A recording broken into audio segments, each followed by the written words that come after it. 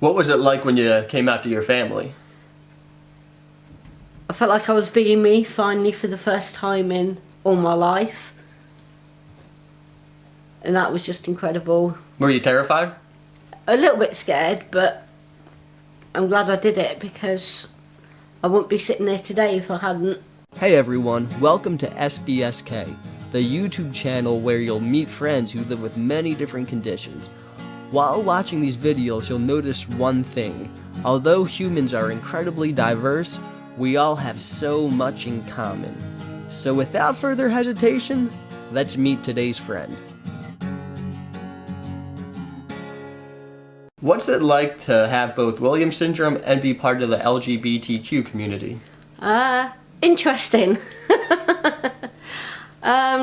Society expects you to be a certain way, and because you look a certain way, you're expected to behave a certain way. So if you behave in a way that's wrong in society, then people judge you. What did you think when she came out of the closet? Don't matter to me, it's my daughter. I've got 5 children, and all of them know. Doesn't matter, they're mine.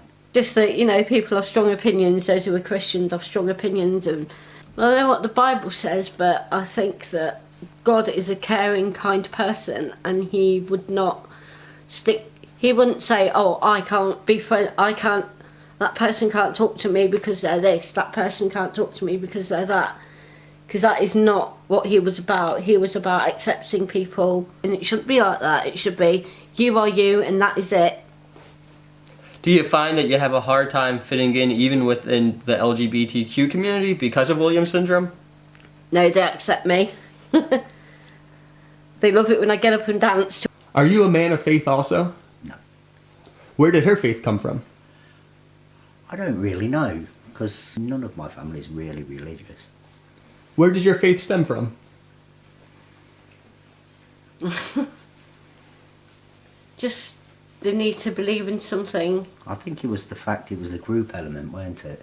Yeah. You went and somewhere you felt you belonged and you could... Yeah. That is me, that's who I am, and that is it. Did you have a hard time accepting your own identity? Yeah. Why? I don't know, I just used to keep going out with men to try and block it, I guess. Was it hard for you to perceive what was happening with that extra layer of your conditions? Yeah, but then I was like, hang on a minute.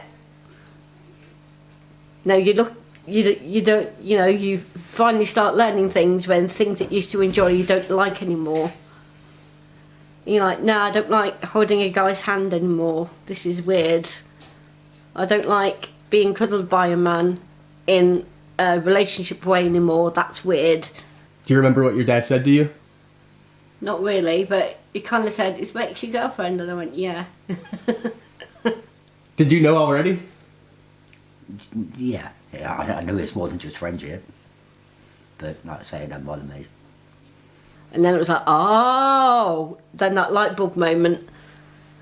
Because I don't like men in that way.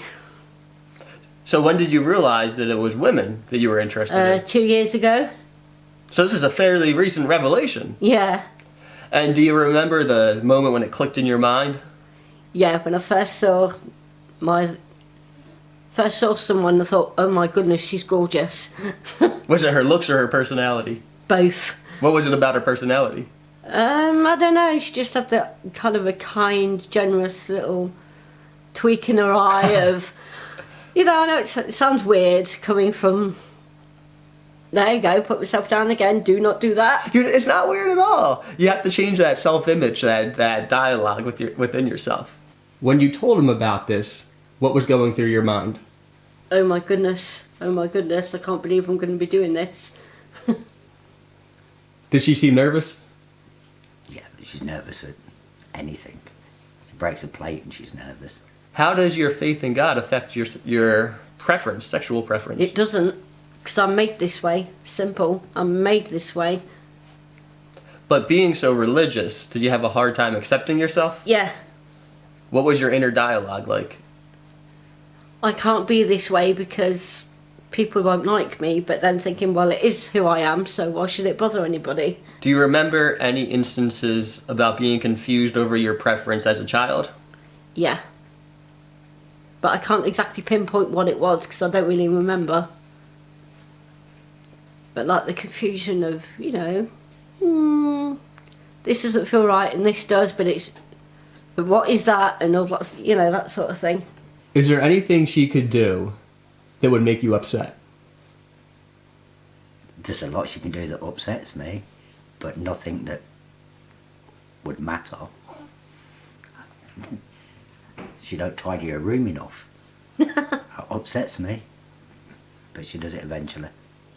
Some days utter frustration with the way I feel about myself and my difficulties and things like that, and I'm sure you understand what I'm getting at. Do you have difficulties with self-image? Yes. What do you think about yourself in your mind? Not very nice things that I shouldn't be thinking, let's put it that way. You're doing an amazing job telling people exactly how you feel, and I can tell that you're confident on camera. Sometimes, not all the time. Why do you not feel confident sometimes? Because I worry what people are seeing. What do you hope they see? A nice, caring, compassionate young lady who wants to make a difference in the world somehow. What do you fear they're seeing? My appearance, my teeth. I fear that they see me as like childlike. Is that because of the physical attributes of Williams syndrome? Yeah. Is there an openness that's associated with Williams syndrome? Yes. Too much trust. They trust any adult. Literally, any adult. They believe everything. They trust them. Why are you so trusting? I don't know how to answer that. It's part of Williams syndrome. They trust all adults. They'll just go to, ever since a young age, she'd just go to any adult. You know, it's just part of the condition that she's got. The thing I always say is when you meet someone with Williams, you've got a friend for life. They love you, they care about you, they support you, they want what's best for you. You can laugh with them, you can cry with them, you can dance with them, you can sing with them. So if I started crying right now, you'd cry with me? Yeah, because that's what God told us to do. He said to cry with those that are upset. He said to laugh with those that are happy. He said we had to be generous and kind to people. Not to judge people, but to love and support and, you know, care about people. Because of that trust, do you find it to be your job to look after her? It's my job to look after all my kids. That's why I had kids. You know, to be, I'm a dad. So yeah, nobody had hurt her while I'm around. Should people feel any type of hesitation about approaching you and saying hi? Not a chance. What will you say if they say hi? How are you? Or I won't bite, say hello to me. Do you find that most people are intimidated? I think some people can be. Why? I don't know, because they see a different appearance or they see a different way of acting and they're a little bit, oh, I don't know, what do I do? What do I say? How do I behave? Is there anything else you want the world to know about you? That I can actually sing. You have a good voice? Yes. Do you want to show everyone, or? Give me, right, I'm going to have to count myself in, oh gosh. Love, love will tear us apart again. Love, love will tear us apart again. Come on, I said love, love will tear us apart again. Love, love will tear us apart again. Why is it important for someone to sing? Because you're making a happy sound, aren't you? You know, some songs can be really sad, but if you're singing them with your whole heart and your whole soul, then it's happy. Thank you for watching. If you'd like to meet people who live with the condition from all over the world and learn how to better connect with the people around you, take a moment and subscribe. Appreciate it.